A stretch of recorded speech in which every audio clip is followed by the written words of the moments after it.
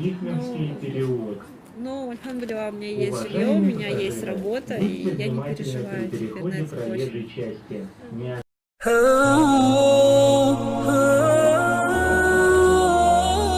بسم الله الرحمن الرحيم.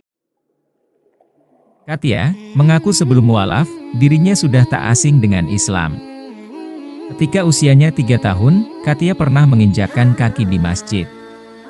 Ia mengenang, saat itu neneknya mengajaknya ikut sekadar menyaksikan sholat berjamaah. Suasana itu masih jelas dalam ingatannya, aku masih mengingat pemandangan itu dengan jelas. Para perempuan sholat di lantai 2 masjid. Aku berdiri dekat tangga, sambil melihat ke bawah, di mana para pria sholat di lantai dasar, kata Katia Kotova. Hampir 50% orang Bashkortostan merupakan Muslim. Namun, kekuasaan Uni Soviet yang berpaham ateis membuat cukup banyak orang beradaptasi. Orang tua Katia, misalnya, menganut paham sekuler.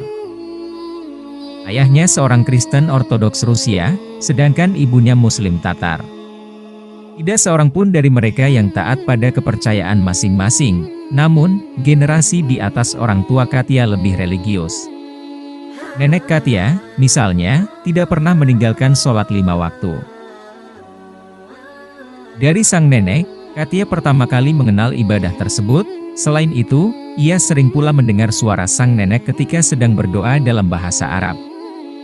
Saat itu, tentu saja Katia belum memahami artinya.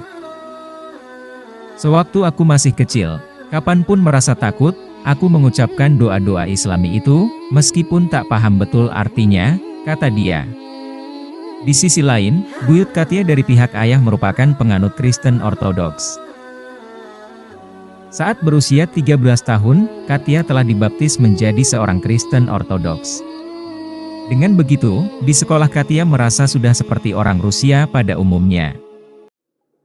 Dia mengenakan kalung salib dan mulai meninggalkan kebiasaan melafalkan doa berbahasa Arab. Katia begitu dekat dengan kakaknya. Berbeda dengan Katia, kakaknya itu penganut Kristen Ortodoks yang taat. Memasuki usia 18 tahun, Katia pindah ke Moskow. Di ibu kota Rusia itu, ia belajar ilmu hukum di Universitas Negeri Rusia. Ia bercita-cita menjadi seorang pengacara dan pejuang keadilan. Saat menjadi mahasiswi, Katia tinggal sekamar dengan seorang kawan yang muslimah. Di sela-sela waktu belajar, mereka berdua kerap bertukar pikiran soal agama. Katia mulai serius mendalami agama sendiri, Kristen Ortodoks. Selain itu, agar bisa memahami perspektif kawannya, Katia juga membaca buku-buku mengenai Islam. Seiring waktu, kenang dia, ketertarikannya meningkat terhadap Islam. Ia bahkan kemudian ingin pindah ke agama Tauhid tersebut. Beberapa bulan sebelum wisuda, Katia telah menyelesaikan magang di Komite Investigatif, Moskow. Ia memang berniat menempuh karir di lembaga itu. Saat itu, hasratnya berpindah agama kian besar. Ia merasakan, jiwanya tersentuh dengan kesan-kesan yang didapatnya dari Islam. Segala pertanyaan mengenai eksistensi diri, hubungan manusia dengan Sang Pencipta, serta bagaimana manusia seharusnya menjalani hidup. Semua kegelisahan itu dirasakannya dan ia menemukan jawabannya dalam Islam. Katia akhirnya memeluk agama Islam. Pada 30 Maret 2016, ia mengucapkan 2 kalimat syahadat di Masjid Agung Moskow. Seluruh koleganya di Komite Investigatif terkejut begitu mendengar kabar itu. Tidak menunggu waktu lama, Katia lantas memutuskan konsisten berhijab. Sejak saat itulah, suasana kerja di komite dirasakannya kurang kondusif lagi. Karena itu, pelan-pelan Katia mencari pekerjaan baru, sekalipun tak ada hubungannya dengan dunia hukum. Meskipun keluar dari komite, Katia tetap menjalin pertemanan dengan sejumlah koleganya.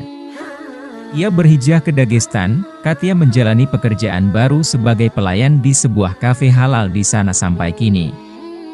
Sebagai informasi, Dagestan merupakan negara bagian yang terletak sekitar 2000 km di selatan Moskow. Tepatnya di tepi Laut Kaspia.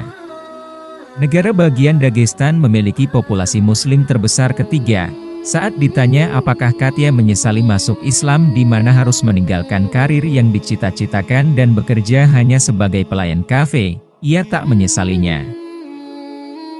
Dia mengaku terinspirasi kisah seorang perempuan yang teguh pendirian. Namanya Irena Sendler. Katia menceritakan, Irena merupakan sosok muslimah yang tercatat dalam sejarah berhasil menyelamatkan sekitar 2.500 anak dari kekejaman Perang Dunia Kedua di Warsawa, Polandia. Selain itu, Katia juga mengambil semangat dari Valentina Tereshkova, perempuan Uni Soviet pertama yang menjadi kosmonaut. Sampai yang paling kontemporer, Katia tergugah dengan keteguhan seorang aktivis HAM Pakistan, Malala Yousafzai. Lantaran itu, Katia masih menyimpan bara semangat kembali membaktikan diri di dunia aktivis keadilan. Ia tidak ingin berpangku tangan terhadap penderitaan anak-anak dan perempuan, khususnya di Rusia. Adalah rahasia umum di Rusia bahwa Anda jangan pernah terlihat mencuci pakaian kotor Anda. Maksudnya, masalah kekerasan dalam rumah tangga, KDRT, bukanlah sesuatu yang biasa ditampilkan ke publik. Ini persoalan perempuan, yang biasa dihadapinya sendirian. Nah, saya percaya, solusi datang dari kedua sisi, ranah privat dan publik, ujarnya menjelaskan. Faktanya, lanjut Katia, seorang muslimah boleh dan bisa saja bekerja di luar rumah kapanpun muslimah itu menghendakinya. Jika pekerjaannya itu semata-mata halal, sang suami tidak bisa menghalang-halangi. Setiap orang memiliki potensi berbuat kebaikan bagi masyarakat. Menurutku, tujuan kita menjadi perempuan adalah membawa perdamaian dan ketentraman, terutama bagi keluarga sendiri, simpulnya. Karena itu, Katia merasa bersyukur memiliki keluarga yang mendukung keputusannya. Kedua orang tuanya tidak melarang Katia mengenakan hijab. Mereka malah menghormatinya. Sebagai bentuk bakti kepada orang tua, Katia merasa wajib menjaga nama baik keluarga. Orang tuaku paham keputusanku memeluk agama Islam. Demikian pula dengan keputusanku konsisten mengenakan hijab, yang kira-kira mirip perempuan dari suku Tatar pada umumnya, ujar Katia.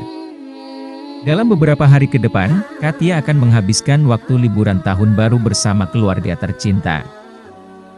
Hidayah inilah yang mampu dilakukan oleh manusia, yaitu dengan berdakwah dan menyeru manusia ke jalan Allah, serta menjelaskan kepada mereka jalan yang benar dan memperingatkan jalan yang salah.